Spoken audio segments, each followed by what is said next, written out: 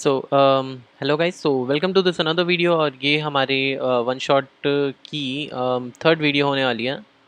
Okay, तो इसके अंदर हम स्टार्ट करने वाले हैं DBMS। ओके, तो रिलेशनल डेटाबेसेस वाला चैप्टर जो है 11th चैप्टर जो है इस बुक का, हम इसको करने वाले हैं। ये है Sumita Arora. Most of schools के अंदर इसी बुक का यूज़ किया जाता है, लेकिन अगर आप NCERT प्रेफर करते हो या NCERT से पढ़ते हो तो भी आप इस वीडियो को पूरा देख सकते हैं, क्योंकि इसके अंदर NCERT प्लस एक्स्ट्रा नॉलेज है। ठीक है, सो हम स्टार्ट करते हैं। अब ये जो चैप्टर है ये रिलेशनल डेटाबेसेस, ये रिलेशनल डेटाबेसेस किस तरीके का चैप्टर मैं आपको पहले बता दूं तो ये जो है ना, हमको SQL नहीं बताएगा इतना। इसका SQL मेन टॉपिक नहीं है। इसका मेन टॉपिक ये है कि एक्चुअली में डेटाबेस जो होता है वो कैसे काम करता है, यानी रिलेशनल डेटाबेस कैसे काम करता है। रिलेशनल डेटाबेस कौन सा होता है, इसके अलावा भी बहुत सारे डेटाबेसेस होते हैं। लाइक एक होता है अपना मोंगो। मैंने आपने अगर लास्ट वीडियो देखी तो उसके अंदर मैंने बताया था मोंगो DB एक होता है। ये जो होता है, जैसे हमारा माई एसक्यूएल होता है, वैसे एक मोंगो DB होता है। ये जो माई एसक्यूएल है ये तो रिलेशनल डेटाबेस है, और जो मोंगो DB है वो है डॉक्यूमेंट बेस्ड डेटाबेस।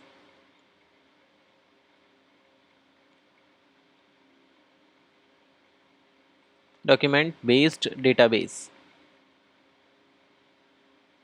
इसके अलावा एक दो और होते हैं, मतलब एक दो नहीं होते तो बहुत सारे हैं, लेकिन जितना मुझे याद है एक डेटाबेस मैंने पढ़ा था, उसका मुझे थोड़ा सा नाम याद नहीं है। वो जो होता है ना वो की वैल्यू फॉर्मेट में होता है, जैसे अपनी डिक्शनरी होती है ना, वो उस फॉर्मेट में होता है।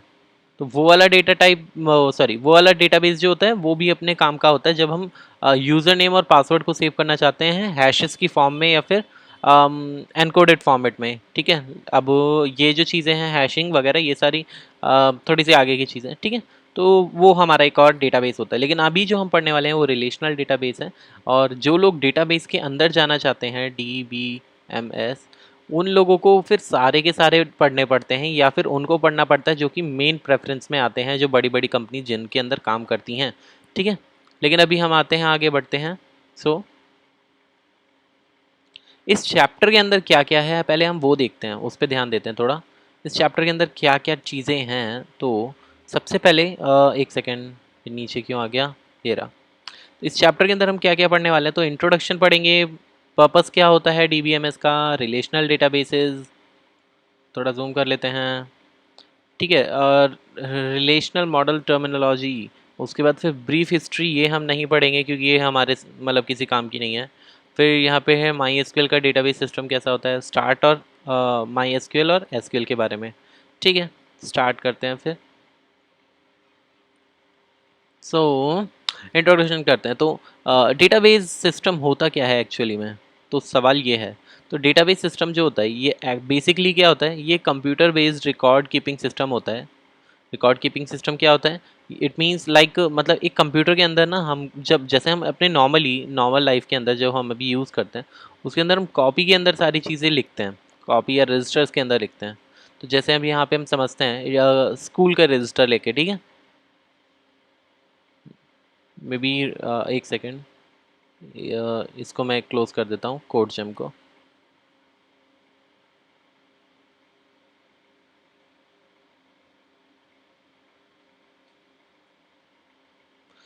ओके, सो हाँ, रैम कंज्यूम कर रहा था ना वो, इस वजह से थोड़ा सा लैग ज़्यादा कर रहा है, but it's okay.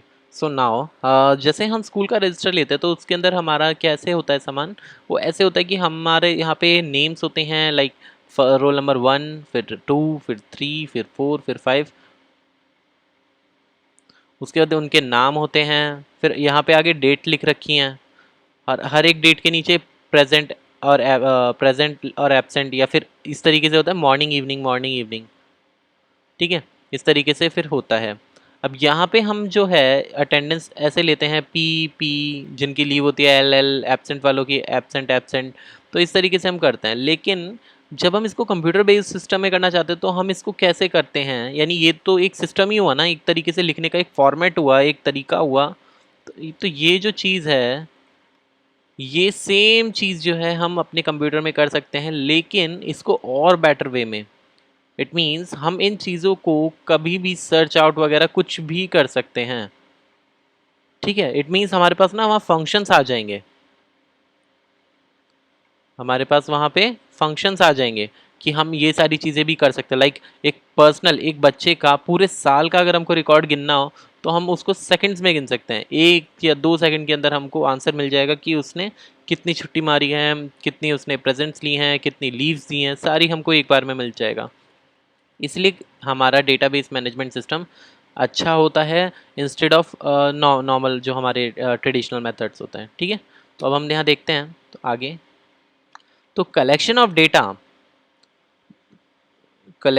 Of data usually preferred to as a database. जब हम डेटा का कलेक्शन करते हैं तो वो जनरली जो है ना उसको हम प्रेफर करते हैं कि वो डेटाबेस में कलेक्ट कर रहे हैं हम, ठीक है।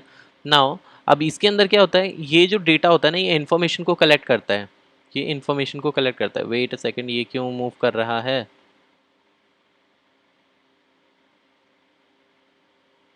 वेट वेट वेट, इसको क्या हुआ?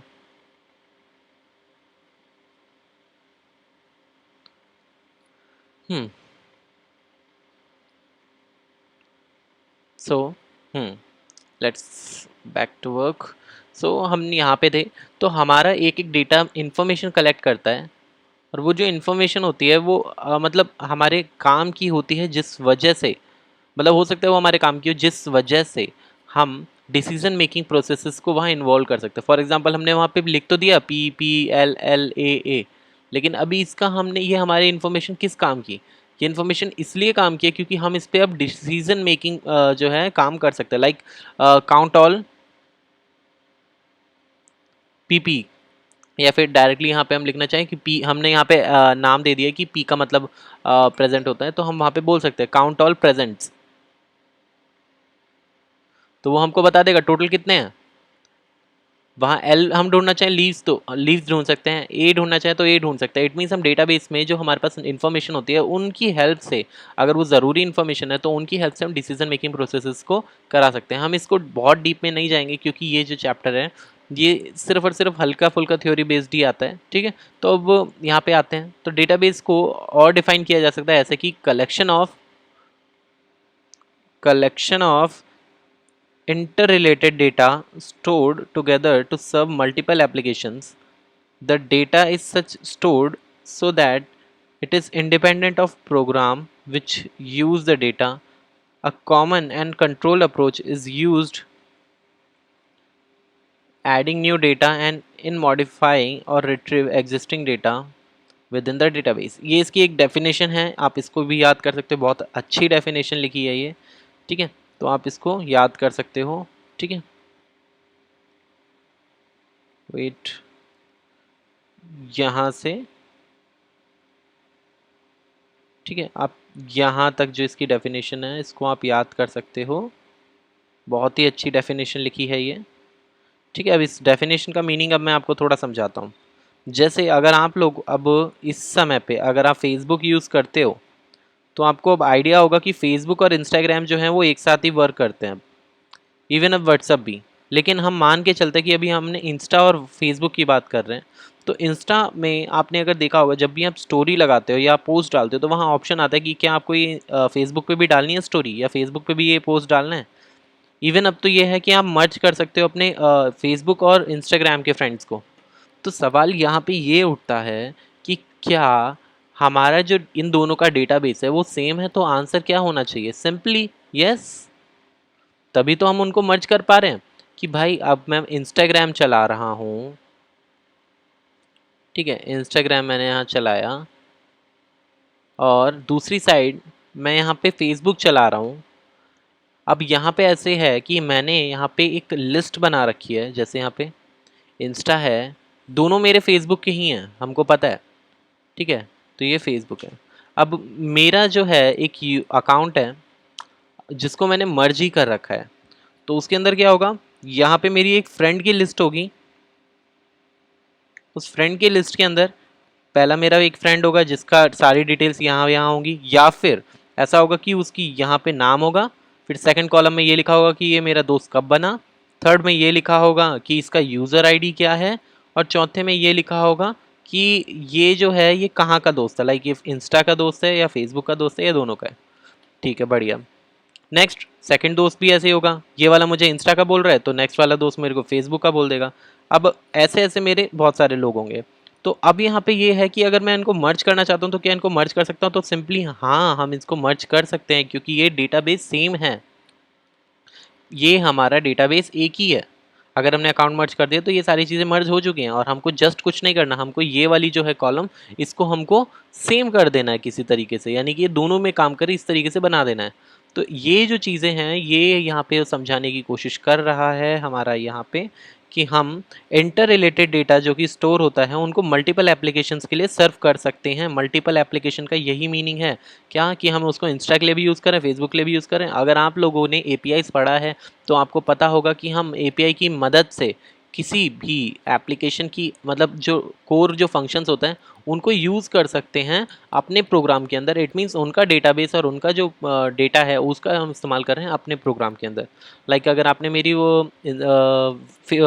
वेदर एपीआई वाली वीडियो देखी है जो कि ऊपर आई बटन पे आपको शो हो जाएगी, तो वो वाला जो वीडियो है उसके अंदर आप देख सकते हैं, आपको वहाँ पे दिख जाएगा कि मैंने एपीआई कॉल किया है तो एक्चुअली में वो उनके डेटाबेस में डेटा स्टोर है, लेकिन वो एक्चुअली में मेरे में यूज़ हो रहा है। इस वजह से ये कह सकते हैं कि मेरा एक एप्लीकेशन है जिस पे उनका डेटाबेस सर्व हो रखा है। ठीक है, नाउ आगे हम बात करते हैं, हम यहाँ पे रिट्रीव वगैरह सारी चीज़ें कर सकते हैं हम। ठीक है, नाउ आगे बात करें तो अब यहाँ पे लिखा है hence database is often conceived of a repository of information needed for running certain function in a corporation of or organization. Such databases would permit only the retrieval of data but also continuously modification of data needed for control of operation. It may possible to search the database obtained by answer and query. Okay, ये वाला यहाँ पे API वाला ही part समझाने की कोशिश कर रहा है। वो ऐसे कह रहा है कि जब हमको एक ऑर्गेनाइजेशन या फिर जब हम कॉर्पोरेशन में जब हम जब काम करते हैं तो वहाँ पे हमारा जो डेटाबेस है वो हम अपने लिए तो यूज़ करेंगे ही करेंगे। ठीक है, मतलब हम अपनी ऑर्गेनाइजेशन और कॉर्पोरेशन के लिए यूज़ करेंगे, हमारे लिए तो कुछ फंक्शंस जो होंगे वो अलॉटेड होंगे। लेकिन वहीं पे जब हम ये चीज़ समझने की कोशिश करते हैं, ये चीज़ समझने की कोशिश करते हैं कि जब मतलब ये जो डेटा है इसका जब हमको बाहर जब यूसेज देना है, फॉर एग्जांपल जब हम फेसबुक चला रहे हैं तो फेसबुक पे हम ये तो नहीं है ना कि हम डायरेक्टली डेटा बेस को चेंज कर पाएंगे। हाँ, हम ये है कि हमने अगर मैसेज डाला तो वहाँ पे डेटा ऐड हो रहा है, जो चीज़ें मतलब हमको दे रखी हैं वो दे रखी हैं, यानी स्पेसिफिक ऑपरेशंस दे रखे हैं, लेकिन हम उसको डायरेक्टली मॉडिफाई नहीं कर सकते पूरा का पूरा। तो उसके लिए जो है हमको क्या होता है कि ये समझने की कोशिश करो कि यहाँ पे ये जो चीज़ें हो रही हैं ये एपीआई से हो रही हैं और इसके अंदर हमारे पास जो होता है वो ये है कि हम सिर्फ डेटा रिट्रीव कर पाते हैं, रिट्रीव कर पाते हैं।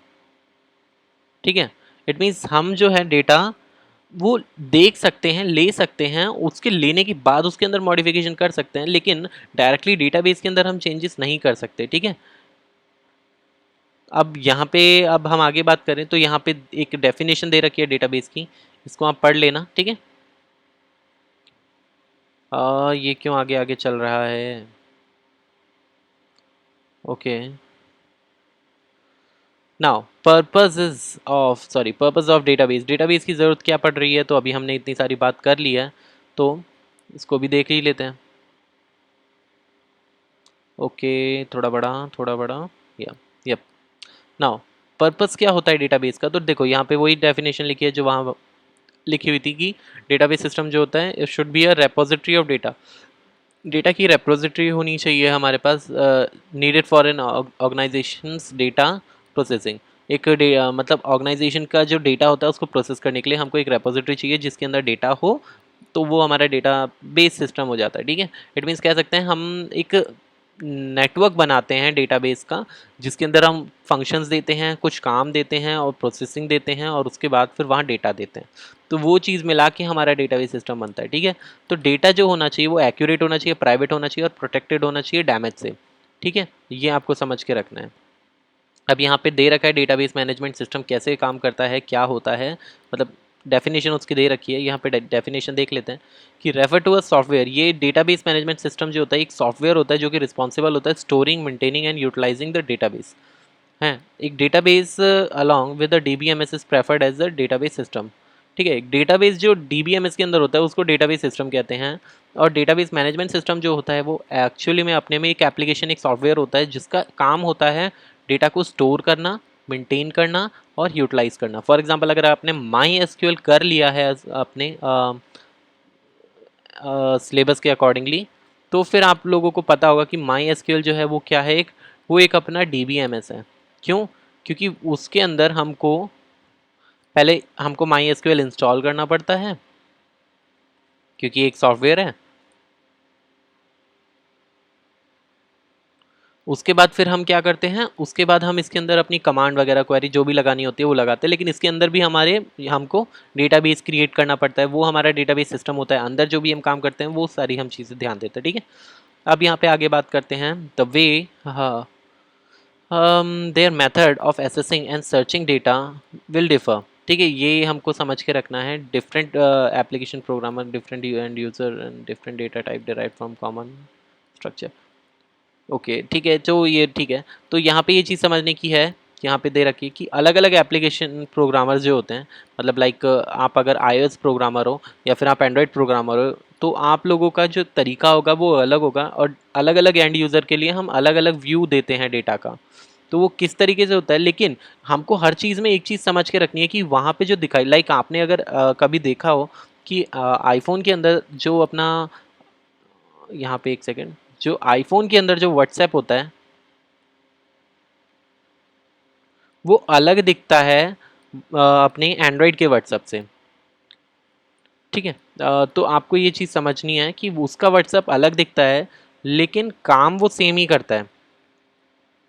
Okay, let me show you, मैं आपको थोड़ा सा दिखाने की कोशिश करता हूँ। ठीक है, ओके,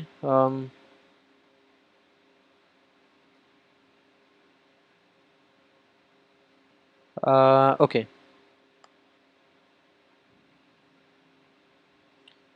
नाउ मैं आपको दिखाता हूँ।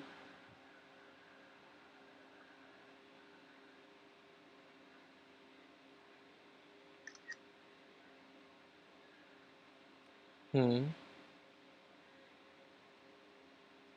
या तो हम यहाँ पे देखते हैं।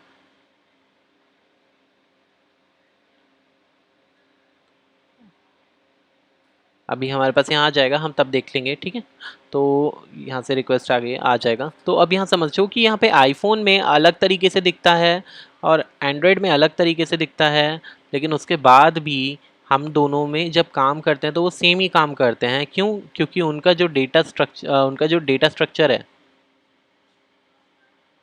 वो सेम रहता है। यहाँ पे आ गया है हमारा, ओपन करते हैं, वो सेम रहता है दोनों में। ठीक है, ये चेंज नहीं होता।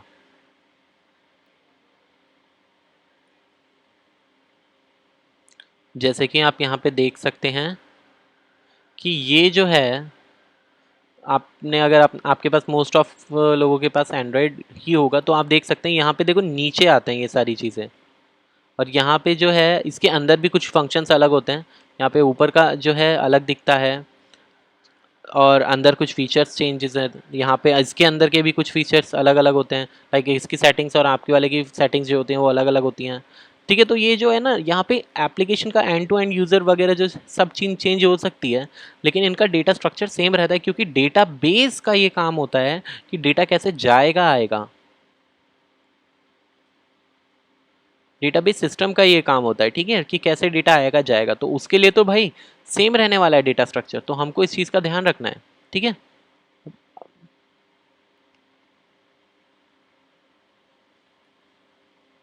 ओके, हट जाओ, हट जा, हट जा, हट जा।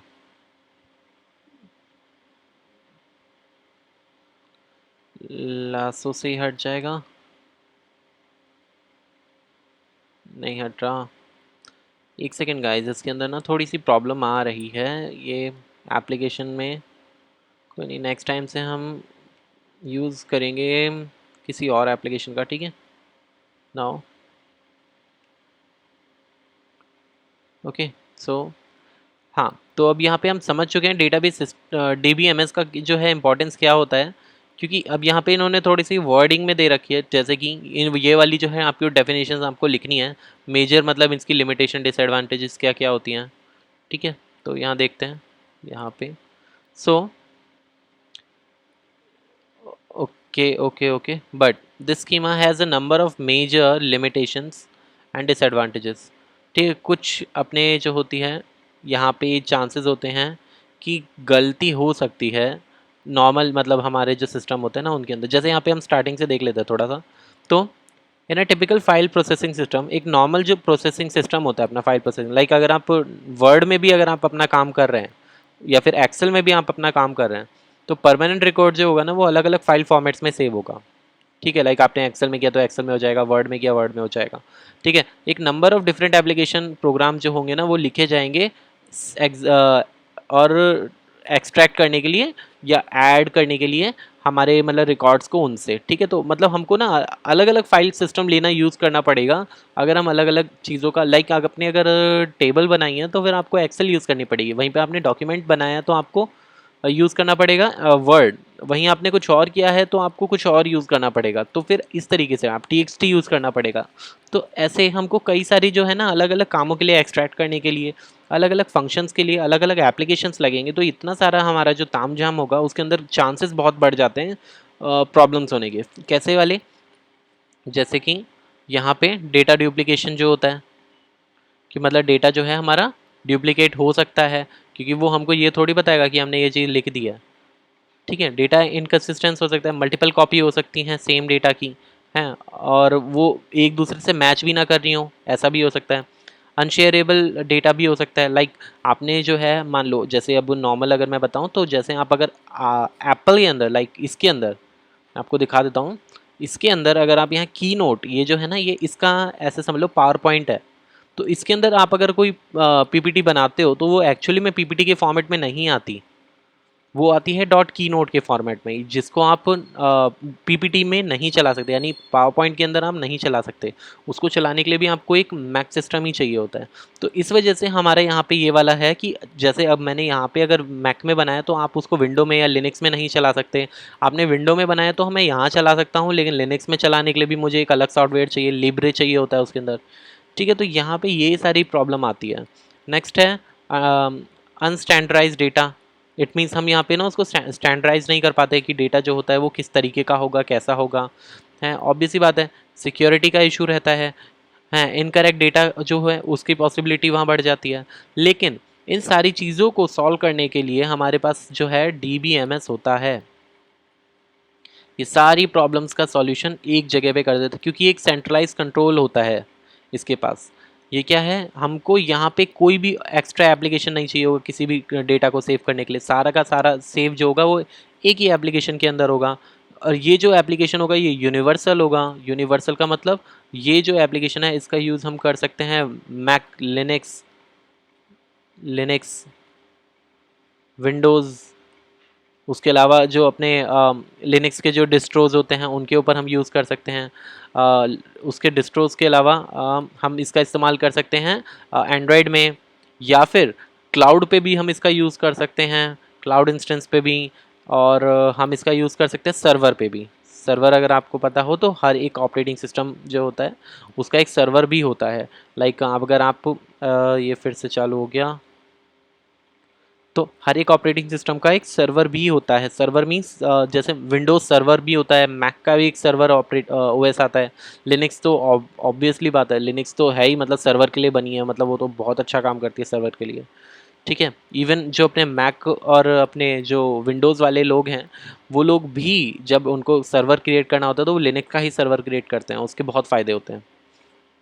तो ये सारी प्रॉब्लम्स को सॉल्व करने का जो काम है ये हमारा डेटाबेस मैनेजमेंट सिस्टम करती है। अब ये चीज़ आप समझ के रखना, ठीक है, कि हमारा जो डेटाबेस मैनेजमेंट सिस्टम है उसके फ़ायदे क्या हैं, तो उसके फ़ायदे ये सारे हैं, ठीक है। उसके फ़ायदे ये सारे हैं, ये आपको याद रखना है, दीज आर एडवांटेजेस। नाउ आगे बात करें तो रिलेशनल डेटाबेस मॉडल क्या होता है। यहाँ पे अभी जो ये थोड़ा लैग वगैरह का जो इशू आ रहा है इसलिए आ रहा है क्योंकि हम जो है ना ये इसकी क्विक टाइम की वजह से हम यहाँ पे रिकॉर्डिंग कर रहे हैं, लेकिन वहीं पे जो इसका इनबिल्ट जो रिकॉर्डर होता है वो बहुत अच्छा काम करता है, लेकिन उसमें ये प्रॉब्लम आ रही है कि मैं वहाँ पे अपना माइक कनेक्ट नहीं कर पा रहा। वहाँ पे ये प्रॉब्लम आ रही है, लेकिन इसके अंदर हमें माइक कनेक्ट कर पा रहा हूँ, इस वजह से मैं इसका यूज़ कर रहा हूँ। तो मैं ट्राई करूँगा इस प्रॉब्लम को सॉल्व करने का, देन फिर कोई इशू नहीं आएगा। ठीक है, तो हम अभी करते हैं रिलेशनल डेटाबेस मॉडल कैसा होता है। मैंने अभी आपको बताया डॉक्यूमेंट बेस्ड भी होता है, वैसे ही और भी होते हैं, की वैल्यू वाले भी होते हैं।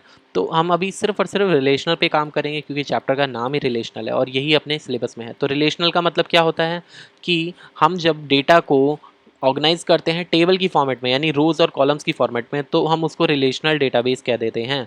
रिलेशनल डेटाबेस मॉडल यही होता है। रो जो होती है ये टेबल की रिलेशनशिप को रिप्रेजेंट करती है उसकी वैल्यूज़ के साथ, लाइक अलग अलग वैल्यूज़ को दिखाती है एक रो। और जो अपनी टेबल की जो कॉलम होती है वो हमको सेम डेटा दिखाती है लेकिन अलग अलग यूज़र्स का। फॉर एग्जांपल अलग अलग कॉल, अगर जैसे एक हम इसकी बात करें तो ये नेम का हो सकता है और यहाँ हर एक का अलग अलग नाम है, सबका डेटा टाइप वगैरह सब सेम है, सबकी वैल्यूज़ जो होगी वो अलग अलग होंगी, लेकिन जो उनका डेटा टाइप होगा वो सेम होगा और जो फॉर्मेट होगा वो सेम होगा। क्यों? क्योंकि इसके अंदर सिर्फ नाम ही आने चाहिए, इसके अंदर डेट ऑफ बर्थ नहीं आ सकती। लेकिन वहीं पे अगर मैं बात करूँ एक रो की, तो रो के अंदर उसका नाम होगा, डेट ऑफ बर्थ होगी, रोल नंबर होगा, उसके अलग अलग अलग अलग करके मार्क्स होंगे, ऐसे ऐसे उसके अंदर बहुत सारा डेटा होगा। तो हमको ये चीज़ समझ के रखनी है, रो जो होता है ये रिलेशनशिप दिखाता है सेट ऑफ वैल्यूज़ के अमाउंट। ठीक है, वहीं पे अपना ये जो होता है कॉलम, ये क्या करता है सेम डेटा टाइप के मतलब सेम फॉर्मेट के जो हमारे पास डेटाज हैं उनको शो करता है पूरे टेबल के अंदर। ठीक है, तो अब यहाँ पे समझते हैं, यहाँ पे इन्होंने क्या दे रखा है कि एक सैम्पल डेटाबेस दे रखा है कि एक टेबल बनाई है जो कि रिलेशन कहलाती है। उसके अंदर हमने 3 कॉलम रखे हैं, सप्लाई, आइटम और शिपमेंट। तो सप्लाई, तो यहाँ सप्लायर के अंदर हमने क्या किया कि सप्लाई नंबर है हमारा, उसकी ये यहाँ पे इन्होंने रो लिखी है। ठीक है, तो सप्लाई नंबर है, अब सप्लाई नेम है और फिर स्टेटस है और सिटी है। लाइक ऐसे कि कोरियर सर्विस की तरह। फॉर एग्जांपल अभी मैं मेरी कोरियर सर्विस है तो यहाँ पे मैं अपना नंबर डालूंगा कि मतलब इस ऑर्डर आईडी का नंबर ये है और उसके अंदर सामान का नाम, उसके बाद फिर स्टेटस यानी कि अभी वो डिस्पैच हुआ है, वो मतलब आरटीडी के लिए है या फिर अभी पैकिंग में है या अभी जस्ट रिसीव हुआ है या फिर अभी कौन सी जगह पे पहुंच गया है। और सिटी है कि वो ऑर्डर जो है वो कहाँ से स्टार्ट हुआ है या फिर क्या है, मतलब वो तो यहाँ डिफाइन नहीं किया कि वो एंड वाला सिटी डालना है या कौन सी सिटी डालना है। तो ऐसे समझ सकते हैं कि ये इस तरीके से लिखा है। वैसे ही हम ना आइटम के अंदर हम लिखेंगे आइटम नंबर, उसका नाम और उसका प्राइस। तो यहाँ पे सिर्फ समझाने के लिए दिया गया है, हमको ज़्यादा इसको कॉम्प्लेक्स नहीं करना। ठीक है, यहाँ पे क्योंकि ये तो है ही नहीं ना, ये तो अपने काम का है ही नहीं, जस्ट ये समझने की चीज़ है। ठीक है, तो हम आगे बात करते हैं। तो रोज़ जो होती हैं, रोज़ जो होती हैं इनको रिलेशन कहा, इसके अंदर एक रिलेशन के अंदर जो रोज़ होती हैं उसको हम टपल भी कहते हैं। टपल क्यों कहते हैं? क्योंकि जब आपने अगर लास्ट चैप्टर पढ़ा है, लास्ट चैप्टर जो है वो ऊपर आई बटन पे आ चुका होगा। वो जो चैप्टर है उस चैप्टर के अंदर हमने जब भी फेच करते हैं डेटा तो हमको पता चलता है कि डेटा टाइप उसका टप्पल होता है। आप इस तरीके से उसको याद रख सकते हो। क्यों टप्पल आता है? क्योंकि इसके अंदर जो डेटा आता है वो इसी फॉर्मेट में आता है हमारे पास। कैसे? यहाँ पे नेम जो है वो कोटाज में आएगा, फिर यहाँ कॉमा डाल के फिर अलग वैल्यू आएगी, फिर कॉमा डाल के अलग वैल्यू, फिर कॉमा डाल के अलग वैल्यू। तो हमारे पास जो फॉर्मेट में आती है वो आती है टपल के फॉर्मेट में और वो एक सीधी लाइन में होता है डेटा, तो हम उसको टपल कहते हैं। ठीक है, वहीं पे जो हमारे कॉलम्स होते हैं उनको हम एट्रीब्यूट्स कहते हैं। ओके, नाउ आगे बढ़ते हैं। अब यहाँ पे हमने यहाँ पे टेबल दे रखी है इन लोगों ने, वही जो हमको लास्ट में दे रखी थी ना, उन्हीं को समझाने के लिए यहाँ पे टेबल दे रखी है। ठीक है, नाउ आगे हम बात करते हैं कंपोनेंट क्या क्या होते हैं हमारे एक टेबल के। तो उसके अंदर एक बाइट होता है। बाइट जो होता है ये ग्रुप होता है 8 बिट्स का और इसको यूज़ किया जाता है कैरेक्टर्स को स्टोर करने के लिए। नाउ डेटा आइटम क्या होता है? ये सबसे छोटी यूनिट होती है नेम डेटा की। इट मीन्स डेटा आइटम कह सकते हैं लाइक जो हमने जो रोज़ और कॉलम्स बनाई है ना, उसका ये वाला जो पार्ट है इसको हम कहते हैं डेटा आइटम या फिर फील्ड। ठीक है, या फिर फील्ड, हम दोनों में से इसको कुछ भी कह सकते हैं। ठीक है। नाउ रिकॉर्ड जो होता है, अभी मैंने आपको बताया रिकॉर्ड क्या होता है। रिकॉर्ड जो होता है ना, ये कलेक्शन ऑफ डेटा आइटम होता है। ठीक है, ये रिकॉर्ड जो होता है, this is the named collection of data item which represent a complete unit of information, जो कि सारी की सारी इंफॉर्मेशन को हमको शो करता है। ठीक है, रिकॉर्ड जो होता है वो क्या होता है, ये एक नेम्ड कलेक्शन ऑफ डेटा होता है, यानी कलेक्शन ऑफ डेटा का नाम दे रखा है हमने, यानी एक स्पेसिफिक डेटा सेट है हमारे पास जो कि हमको कंप्लीट इंफॉर्मेशन देता है। ठीक है, अभी इसको देखेंगे हम। टेबल्स क्या होती हैं, ये अपनी होती है collection of all occurrence of given type of logical records. ठीक है, मतलब ये जो होती है ना, जो लॉज अपने जो रिकॉर्ड्स हैं ना, सिंपल टर्म्स में बोलूँ तो कलेक्शन ऑफ रिकॉर्ड जो होता है, कलेक्शन ऑफ रिकॉर्ड वो अपना टेबल होता है, और कलेक्शन ऑफ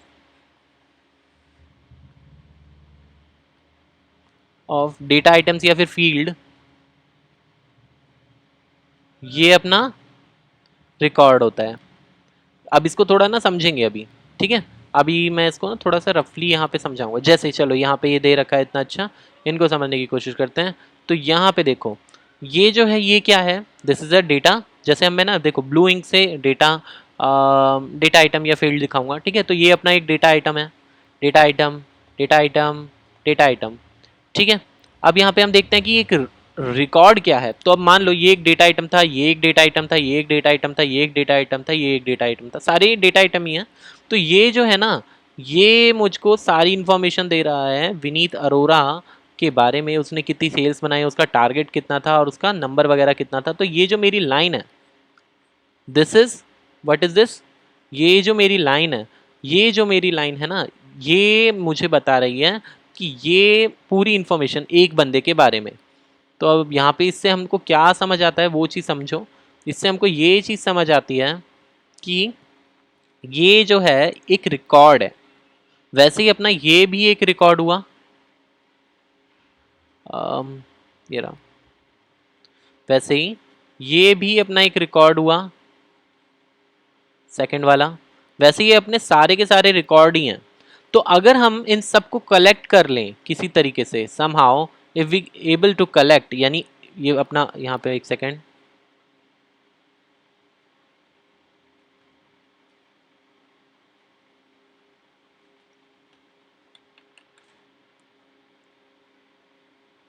ओके ठीक है। तो अगर मैं किसी तरीके से इन सारे के सारे रिकॉर्ड्स को कलेक्ट कर लूँ, तो इन रिकॉर्ड को कलेक्ट करने के बाद जो मेरे पास चीज़ आएगी वो उसको हम बोलते हैं टेबल। ठीक है, यानी कि छोटे छोटे डब्बों को अगर मैं जोड़ूंगा तो वो मुझको दे देंगे क्या, वो मुझको दे देंगे एक रिकॉर्ड। और जब मैं बहुत सारे ऐसे रिकॉर्ड को जोड़ दूंगा तो वो मुझको देंगे एक टेबल। Okay, that simple. अब यहाँ पे प्राइमरी की वगैरह यूनिक की ये सब हमको दे रखा है, वो सिर्फ हम बाद में देखेंगे। ठीक है, तो कॉमन एग्जांपल यहाँ पे दे रखे हैं, कौन कौन से होते हैं। तो रिलेशनल डेटाबेसेस के हैं सिर्फ। ठीक है, तो अगर ये क्वेश्चन आए कि रिलेशनल डेटाबेस मैनेजमेंट सिस्टम के दो एग्जांपल्स दो, तो हमको याद रखना है, एक तो अपना क्या होता है, एक तो माई एसक्यूएल होता ही होता है, उसके अलावा आपको एक दो के नाम पता होना चाहिए। लाइक ओरेकल का होता है, फेमस है ओरेकल का। ठीक है, इसके अलावा पोस्टग्री सीक्वल जो है ये बहुत इंपॉर्टेंट है। मतलब इंपॉर्टेंट बोलूँगा क्योंकि ये बहुत ज़्यादा चलता है। लाइक अगर रियल लाइफ में अगर आप काम करने चाहो तो आपको पोस्टग्री मिलेगा। एसक्यूलाइट, ये आप अगर जैंगो आप पढ़ते तो एसक्यूलाइट आप देखते। पोस्टग्रीज भी आप देखते जब आप हेरोकू वगैरह यूज़ करते हैं। ठीक है, और ये अपना इसके अलावा जो अपना जनरल जो है, ये माइक्रोसॉफ्ट एसक्यूएल सर्वर ये बहुत चलता है। IBM DB2। ठीक है, इसके अलावा ये सारे जो हैं ये सारे हमारे अभी मतलब कोई हमारे अभी तक ऐसे सिलेबस में नहीं आए या कहीं नहीं आए हैं, तो इसलिए हमको इतने याद नहीं रखने, हमको सिर्फ इतना याद रखना है। ओरेकल, ठीक है मैं इधर मार्क कर लेता हूँ। हमको एक ओरेकल याद रखना है, माई एसक्यूएल याद रखना है, माइक्रोसॉफ्ट का एसक्यूएल सर्वर, और IBM का DB2। इसके अलावा पोस्टग्री और एसक्यूलाइट। ठीक है, अरे रुको,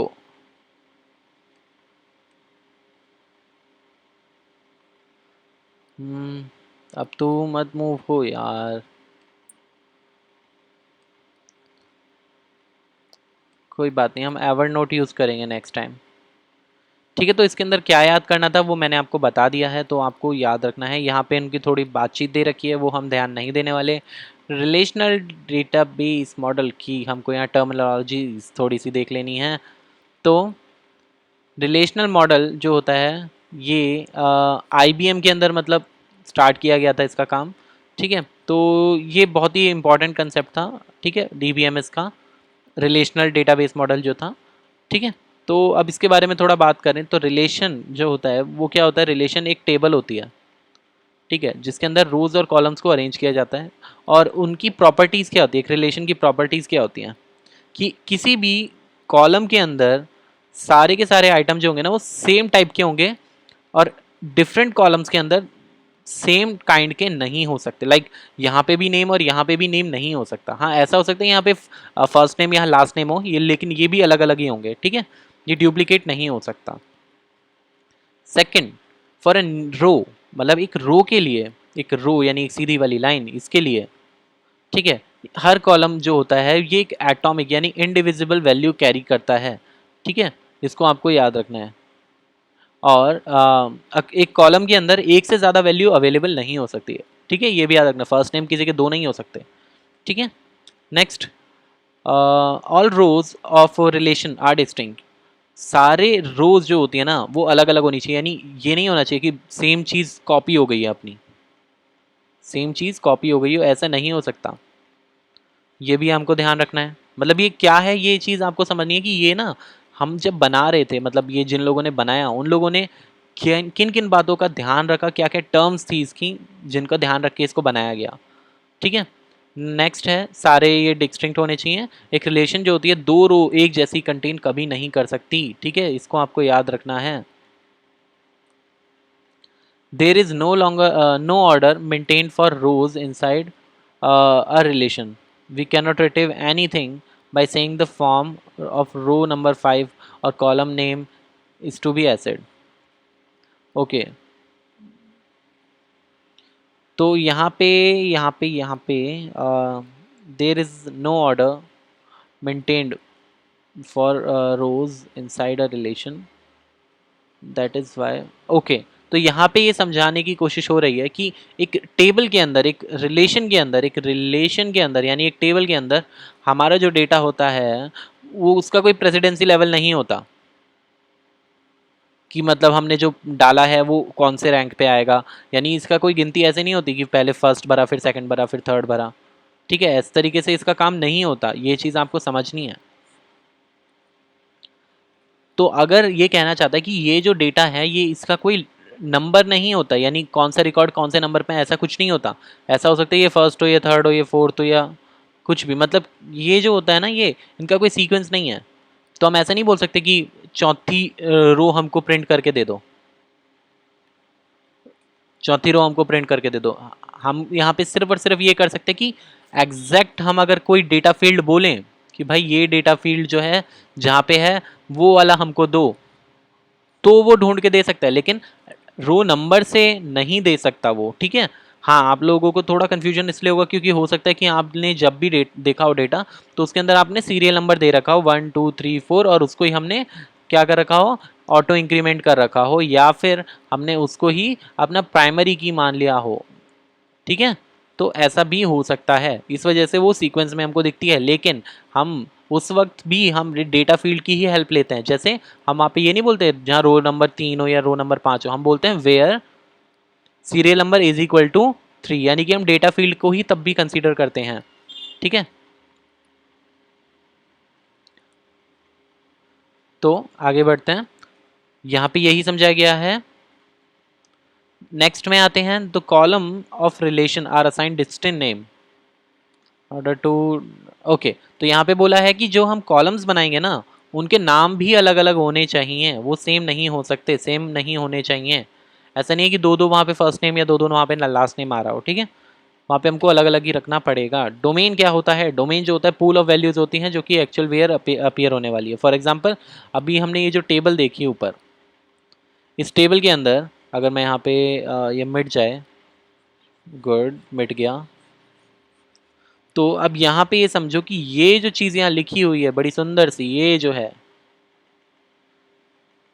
ये जो है ना, ये जो है हमारे सारे कॉलम्स के नाम का जो हमारा पूल है, इसको हम कहते हैं domain. Okay, this is called domain. यहाँ पे वही समझाया गया है, तो यहाँ पे बस इसकी डेफिनेशन आपको याद रखनी है कि the domain is a pool of value from which the actual value appear in a given column are drawn. ठीक है, तो यहाँ पे यही समझाया गया है, ये अपना डोमेन है, ये अपना डोमेन है, ये सारी अपनी क्या है, दीज आर अपनी वैल्यूज। ठीक है, वैल्यूज भी नहीं बोलेंगे, इनको डेटा आइटम्स बोलेंगे या फील्ड बोलेंगे। ये जो सीधी लाइन है इसको हम रो बोलेंगे या टपल बोलेंगे। अगर इस वाली सीधी लाइन को हम लोग क्या बोलेंगे, कॉलम बोलेंगे या एट्रीब्यूट बोलेंगे, एट्रीब्यूट बोलेंगे। ठीक है, हमको ये चीज़ याद रखनी है। यहाँ पे एट्रीब्यूट दे रखा है डिग्री, और कार्डिनैलिटी भी समझ लेते हैं। तो कार्डिनैलिटी जो होता है, ये होता है number of relation, number of attributes. Degree जो होता है नंबर ऑफ एट्रीब्यूट्स होता है, नंबर ऑफ एट्रीब्यूट्स यानी कि ये वाली लेंथ जो होता है, this is called degree and this is cardinality,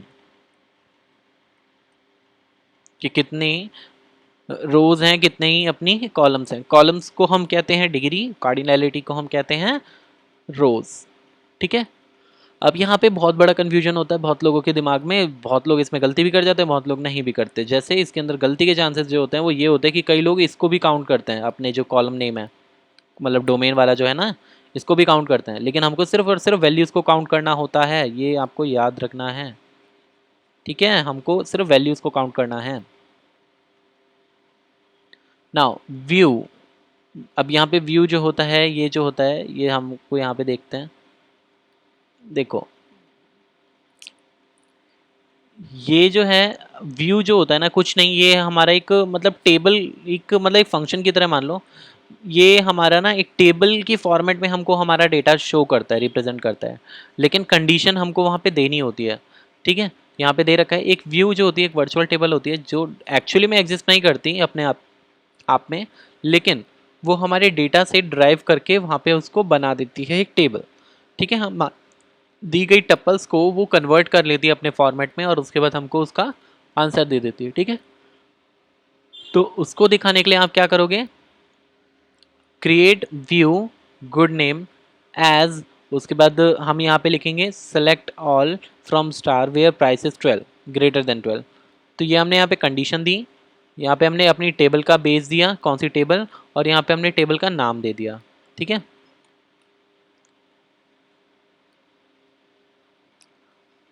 ये जो है हमारे पेपर में मोस्ट प्रोबेबली नहीं आने वाली चीज़ है, ये एक रीड ओनली मोड होता है। ठीक है, ये आपको याद रखना है।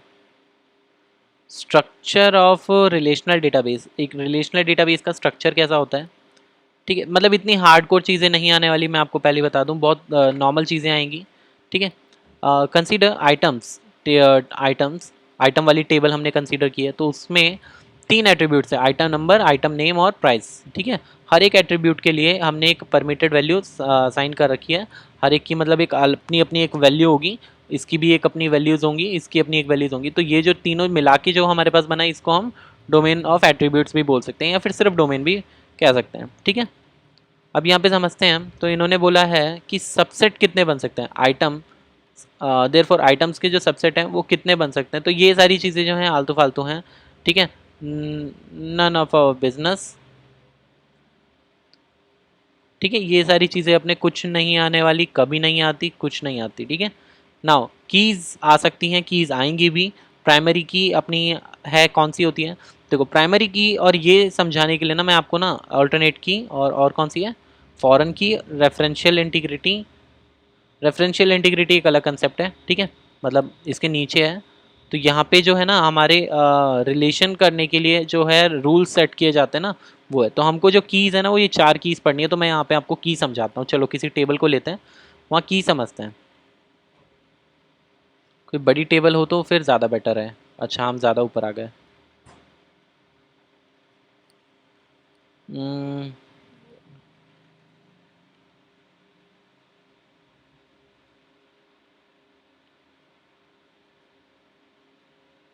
चलो यही ले लेते हैं। ठीक है, तो अब यहाँ पे समझो, तो यहाँ पे देखो पहले तुमको पहले कंसेप्ट में ना थोड़ी चीज़ें क्लियर कर देता हूँ। देखो प्राइमरी की जो होती है, मैं एक बार देख लो ये मूव तो नहीं हो रहा ना, हाँ ठीक है। प्राइमरी की जो होती है ये होती है यूनिक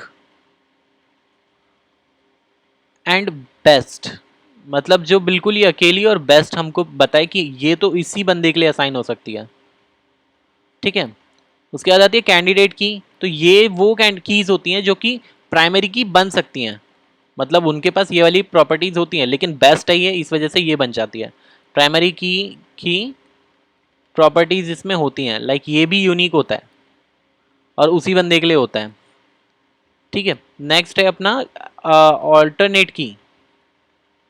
ऑल्टरनेट की, ऑल्टरनेट की जो होती हैं वो कीज होती हैं जो कि मतलब ऐसे कह सकते हैं कि कैंडिडेट में से अगर मैं प्राइमरी की माइनस कर दूं ना तो वो ऑल्टरनेट की बन जाता है।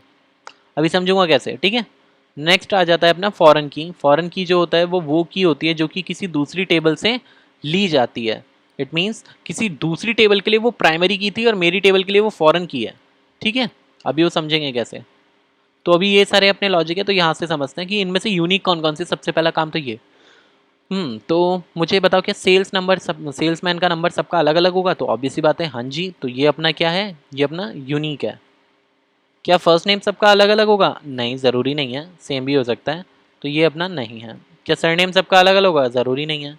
क्या सबने सबने अलग अलग ही सेल्स मेड की होगी? नहीं। सबका टारगेट अलग अलग होना ज़रूरी है? नहीं।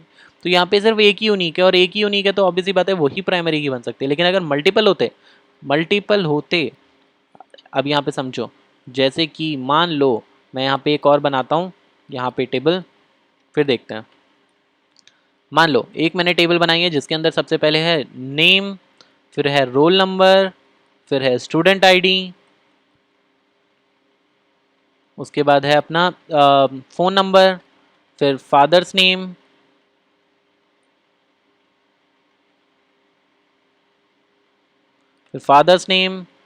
फिर अपना आ जाएगा एड्रेस। बस इतना काफ़ी है। ओके, इतना काफ़ी है ना।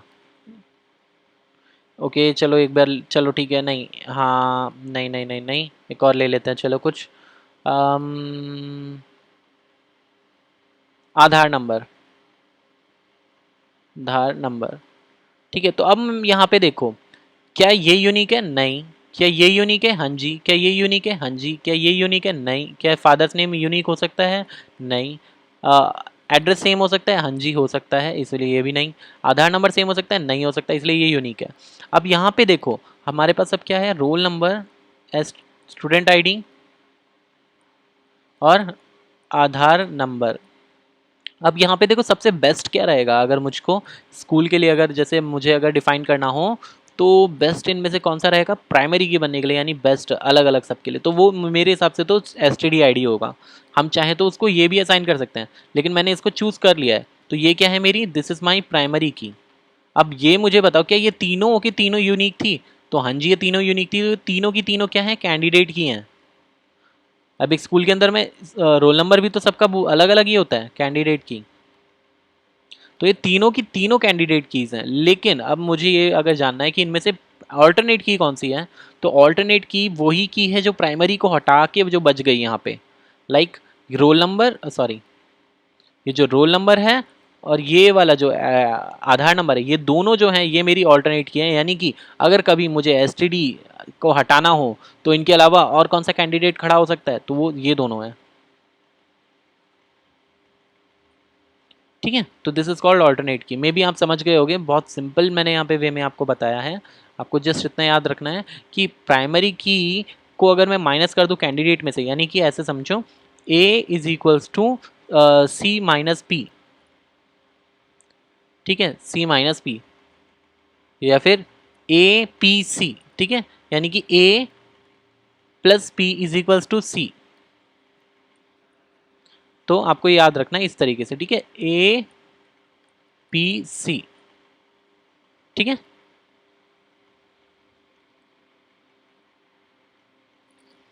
यहाँ पे अंदर जो दे रखी है इन डेप्थ, ये सारी चीज़ें आप खुद पढ़ लेना, ठीक है। लेकिन ये सब इतना कुछ है नहीं, आपने अगर वो देख लिया समझ लिया देन फिर कोई इशू ही नहीं है, ठीक है। फॉरेन की जो होती है ये जस्ट आपको याद रखना है, ये यूज़ की जाती है और ये हमारे अभी समझ भी नहीं आएगी उतनी, क्योंकि अभी आप लोगों ने नेक्स्ट चैप्टर नहीं पढ़ा। नेक्स्ट चैप्टर के अंदर जब ये प्रैक्टिकल बेसिस पे करेंगे तब आपको ये ज़्यादा बेटरली समझ आएगी, ठीक है। तो ये जो होती है ना फॉरेन की, ये वो की होती है जिसके अंदर हम दूसरी टेबल और इस टेबल को इंटीग्रेट कर देते हैं, ठीक है। तो ये रेफरेंशियल इंटीग्रिटी भी हम तभी समझेंगे क्योंकि तभी इसका फ़ायदा है, तभी ये समझ भी ज़्यादा अच्छे से आएगी, ठीक है। तो ये फॉरेन की और रेफरेंशियल इंटीग्रिटी ये दोनों के दोनों हम तभी करने वाले हैं, ठीक है। तो अभी यहाँ पे ये समझो कि फॉरेन की में दो टेबल को जोड़ा जाता है जिसके अंदर एक का ये जो प्राइमरी की होगा ना वो दूसरे के लिए उसका फॉरेन की बन सकता है। ऐसा नहीं हो सकता हम इसका कोई भी कॉलम उठा के इसमें डाल दें, नहीं नहीं, सिर्फ उसका प्राइमरी की ही हम इसमें ले सकते हैं, ठीक है। ये सेट ऑफ रूल्स हैं कि कौन कौन से रूल्स हमको फॉलो करने होते हैं, ठीक है। नाउ ब्रीफ हिस्ट्री ये जो है ये हमको नहीं पढ़नी, ठीक है। Now my SQL database system, अब इसके बारे में थोड़ा देख लेते हैं। माई एसक्यूएल डेटाबेस सिस्टम क्या होता है। The key role of database management system is information management. Okay, the database server is the key to solving the problem of information management in the general. Server must rely on multiple multi user, ठीक है ठीक है ठीक है ठीक है। यहाँ पे सारी चीज़ें तो सेम सेम दे ही रखी हैं जो ऊपर हमने देख ली थी, इसमें कुछ नया तो है नहीं। अब यहाँ पे दे रखा है कि हम सर्वर ऑपरेटिंग सिस्टम का जनरली यूज़ करते हैं जब हमको माई एसक्यूएल सर्वर जो होता है ना उसका इंस्टेंस क्रिएट करना होता है, लेकिन हम नॉर्मल अपने डेस्कटॉप ओएस पे भी हम इसको यूज़ कर सकते हैं, डेस्कटॉप पे भी उसका यूज़ कर सकते हैं। जैसे कि इसमें डेबियन लिनक्स जो होता है, फेडोरा और रेड हैट हो गया, उसके अलावा आर्क लिनक्स होता है, ठीक है। और जिन लोगों ने यूज़ किया है उसके अलावा बाइनरीज में भी होता है, और ठीक है यहाँ पे रेड हैट वगैरह दे रखा है। उसके अलावा डेबियन हो गया, उबंटू हो गया, और इसके अलावा अपना हो गया ब्लैक आर्च हो गया, ठीक है, मंजारो हो गया। ये सारे हम लिनक्स डिस्ट्रो यूज़ करते हैं जनरली, लेकिन विंडोज़ के बहुत ही कम लोग यूज़ करते हैं कि विंडोज़ का मतलब हमने सर्वर ले यूज़ कर रहे हैं। विंडोज़ का सर्वर मतलब कोई यूज़ करता नहीं है इतना, क्योंकि उसको फिर मेंटेन करना पड़ता है हमको, क्योंकि उसमें अपडेट्स वगैरह जो है उनको करने के लिए हमको सिस्टम को बंद करना पड़ता है। जबकि लिनक्स के अंदर हमको सिस्टम बंद करने की या सिस्टम में काम रोकने की ज़रूरत नहीं है, हम काम चलते चलते में ही उसको अपडेट कर सकते हैं। ये सबसे अच्छी बात है, रीस्टार्ट करने की कोई ज़रूरत नहीं पड़ती उसको, ठीक है। माई एसक्यूएल जो होता है एक मल्टी यूज़र डेटाबेस सिस्टम होता है। इसके अंदर ऐसा नहीं है कि हम सिर्फ एक ही बंदा उसको मैनेज कर सकता है, ना ना ना, उसको बहुत सारे लोग मैनेज भी कर सकते हैं और साथ ही साथ उसको यूज़ भी कर सकते हैं, एक्सेस भी कर सकते हैं, ठीक है। मतलब एक वक्त पे अगर हम लाखों लोग अगर यूज़ करना चाहें तो वो भी कर सकते हैं। अब एक सर्वर क्या होता है, एक सर्वर जो होता है ना ये एक वो सिस्टम होता है या फिर एक वो वाला पार्ट होता है पूरे नेटवर्क का जो सारी की सारी क्लाइंट्स की रिक्वेस्ट को सुनता है, क्लाइंट की सारी रिक्वेस्ट को सुनता है नेटवर्क से आने वाली, ठीक है। उसके बाद फिर वो जो भी रिक्वेस्ट होती है उसको फुलफ़िल करने का भी काम वो सर्वर का ही होता है, ठीक है। अब क्लाइंट कौन होते हैं, हम लोग जो हम यूज़ कर रहे हैं ना, जो कनेक्टेड है हम अपने डेटाबेस के सर्वर से और हम उसका यूज़ कर रहे हैं। यानी हमने अगर इंस्टाग्राम खोला तो यानी अब हम क्लाइंट हैं और इंस्टाग्राम के पास जो सर्वर है वो उनका सर्वर है, ठीक है। अब यहाँ पे हम यहाँ पे इन्होंने यही समझा रखा है सर्वर जो होता है वो क्या होता है और कौन क्या होता है, ठीक है।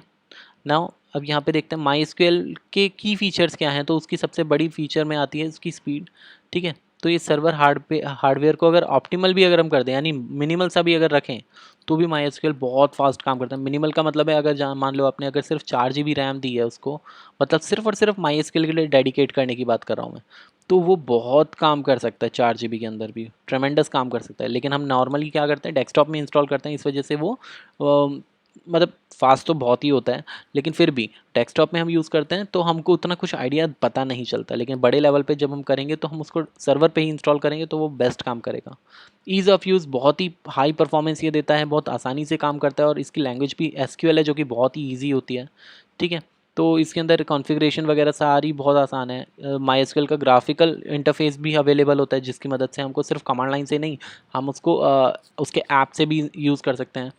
माईएसक्यूएल की कॉस्ट कितनी पड़ती है, तो आंसर है ज़ीरो। अगर आपको पता हो तो माईएसक्यूएल जो है ओपन सोर्स डेटाबेस है, वो फ्री पड़ता है। लैम्प का पार्ट है ये। लैम्प का पार्ट मतलब ये जो होता है ना, आपने अगर पढ़ा होगा मर्न मर्ल, ठीक है। तो ये सारी चीज़ों में लैम्प एक आता है। लैम्प क्या बोलता है, ये इनका सिस्टम है, मतलब किस तरीके से काम करते हैं। तो ये लिनक्स बेस्ड होता है।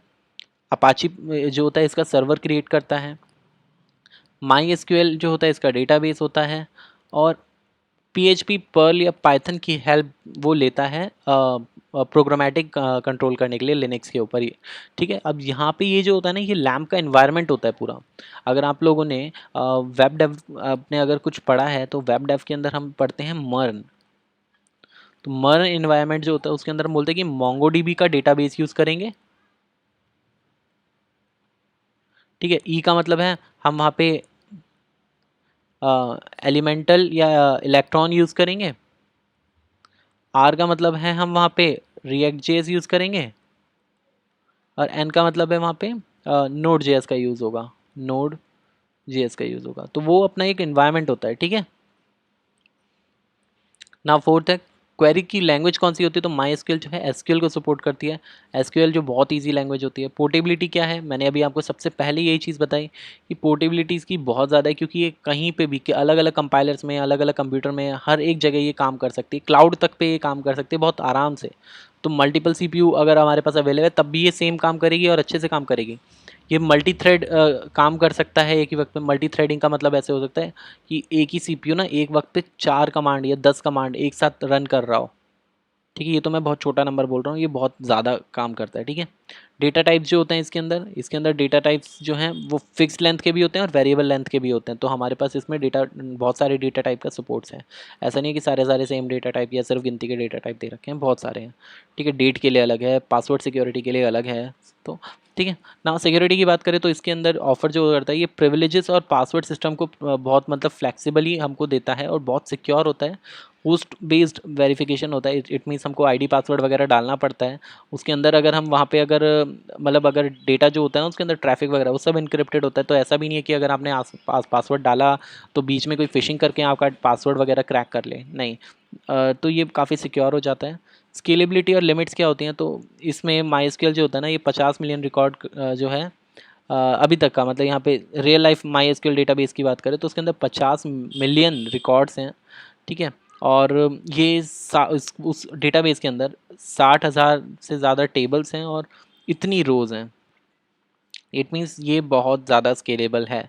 आप स्केलेबिलिटी के लिए आप इसका यूज़ कर सकते हैं। ठीक है, कनेक्टिविटी जो होती है इसमें मल्टीपल अपने पास प्रोटोकॉल्स होते हैं। ठीक है, कुछ प्रोटोकॉल्स का हम यूज़ करते हैं। ठीक है, नाउ लोकलाइजेशन जो होती है वो क्या होती है, तो सर्वर जो होते हैं ना वो एरर मैसेज प्रोवाइड कराता है कई सारी लैंग्वेजेस के अंदर अलग अलग गलती इसके लिए। ठीक है, नाउ क्लाइंट एंड टूल्स। अब क्लाइंट एंड टूल्स का मतलब है कि हम किन एप्लीकेशंस का यूज़ करें, वो क्लाइंट जो है किन एप्लीकेशन का यूज़ करे जब उसको इसका यूज़ करना है, माई एसक्यूएल का यूज़ करना है। तो जनरली जो है हम किन का यूज़ करते हैं, माई एसक्यूएल डंप का यूज़ कर सकते हैं, ये कमांड लाइन एप्लीकेशन है, और एक माई एसक्यूएल एडमिन का है।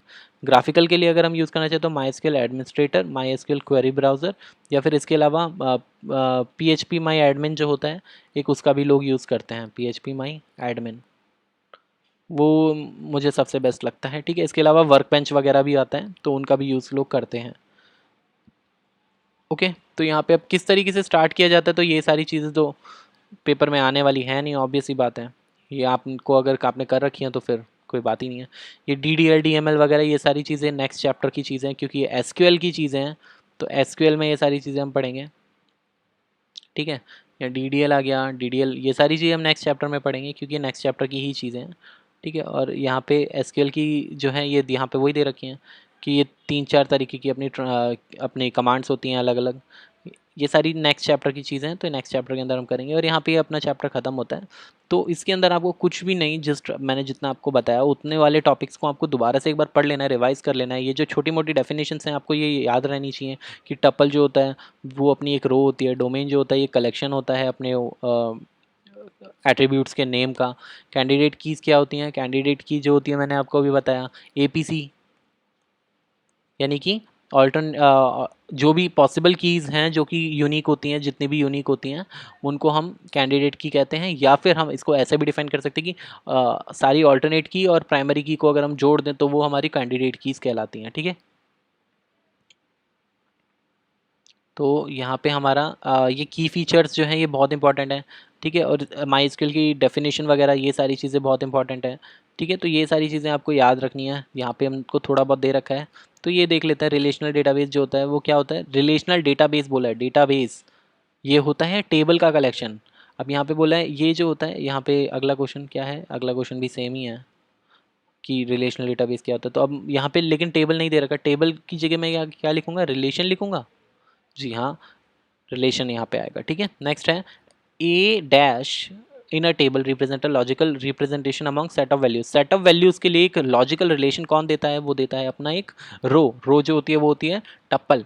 ठीक है, एक टर्म जिसका यूज किया जाता है to record, to a record, मतलब रिकॉर्ड के लिए कौन सा वर्ड यूज किया जाता है, रिकॉर्ड क्या होता है, रिकॉर्ड क्या होता है, रिकॉर्ड होती है अपनी एक सीधी लाइन, यानी कि हम उसको बोल सकते हैं टप्पल। फील्ड के लिए कौन सा वर्ड यूज किया जाता है, refer a field in the term used refer to a field. एक फील्ड के लिए कौन सा वर्ड यूज किया जाता है, यहाँ पे दे नहीं रखा लेकिन वो अपना फील्ड के लिए होता है अपना डेटा आइटम। ठीक है, now a dash is the property of entire relation, एक पूरे dash is the property of entire relation which ensure that the value of each tuple is unique. Okay, the dash is the property of entire relation, एक relation में कि ensure the value of each tuple is unique fields. ठीक है, इसके अलावा हम की बोल सकते हैं, लेकिन की जो होगा वो यहाँ पे हर एक टप्पल को यूनिक रिलेशन देने के लिए मतलब नहीं यहाँ पे बोल सकते। तो यहाँ पे एक बार फिर भी सोच लेते हैं, एक dash is the properties of entire relation, एक पूरे रिलेशन की। ठीक है, तो यूनिक रिलेशन अगर बना सके, ठीक है, तो फिर हम इसका आंसर अभी के लिए, क्योंकि हमारे पास थोड़ा सा इसमें डाउट है, की रखेंगे, की इसका आंसर ज़्यादा बेटर लग रहा है। ठीक है, फील्ड इसके अंदर हम काट लेते हैं। Which of the following attribute can not be consider as a primary key, इनमें से कौन सी प्राइमरी की नहीं हो सकती। लाइसेंस नंबर सबका अलग अलग होगा, आईडी अलग होगी, डिपार्टमेंट आईडी अलग होगी, लेकिन ये सबकी सेम हो सकती है, मतलब कुछ लोगों की तो सेम होगी। ठीक है, नाउ नेक्स्ट आते जाते हैं। तो एट्रीब्यूट जो होता है एक रिलेशन में, वो फॉरेन की कब हो सकता है, जब वो दूसरी रिलेशन के लिए वो प्राइमरी की हो, जो मैंने आपको बताया था। ठीक है, नाउ इनमें से अब मुझे स्ट्रक्चर बताना है, तो इनमें से स्ट्रक्चर जो है क्या बोला है, इनमें से अबो में से प्राइमरी की कौन सी हो सकती है, आईडी हो सकती है, आईडी ही हो सकती है। ठीक है, विच of the following is not a legal सब लैंग्वेज, इनमें से कौन सी एक लीगल सब लैंग्वेज नहीं है, टीसीएल है, डीएमएल है, डीडीएल है, ये नहीं है। ठीक है, तो ये हमारे यहाँ पे हो गया है एमसीक्यू पार्ट खत्म, और हमको इसके जो है क्वेश्चंस लगाने हैं, तो आप सैम्पल पेपर का यूज़ करिएगा। ठीक है, इसका मैं ट्राई करूँगा, अगर पॉसिबल हुआ तो फिर हम जो है एसक्यूएल क्वेरीज़ के ऊपर जो नेक्स्ट पार्ट है वो लेके आने की कोशिश करेंगे। अदरवाइज़ आप लोग अच्छे से पढ़िएगा। ठीक है, इसके अंदर जो है जितना भी पार्ट दे रखा है वो सारा बहुत ईजी है, तो ये चैप्टर तो आप कर ही लेना, क्योंकि इसके अंदर से आपके 5 से 6 नंबर बन जाएंगे आराम से। ठीक है, सो गाइज यहाँ पे वीडियो एंड करते हैं, and thanks for watching this video. अगर आपको वीडियो पसंद आया हो तो प्लीज़ लाइक कीजिएगा और शेयर कीजिएगा अपने फ्रेंड्स के साथ। So meet you soon guys, next video के अंदर हम देखते हैं अब क्या करते हैं। वैसे तो यहाँ पे अब सिलेबस हमारा रह गया है, लेकिन वही है, यहाँ पे मैथ के एग्ज़ाम की वजह से थोड़ा सा पीछे रह गए थे हम, तो कोई बात नहीं, नेक्स्ट टाइम। और अभी जो है हम इसके बाद कंटिन्यू करने वाले हैं, प्रोग्रामिंग की ही हम यहाँ पे पार्टी करेंगे। ठीक है, तो मिलते हैं फिर, ओके, सी यू।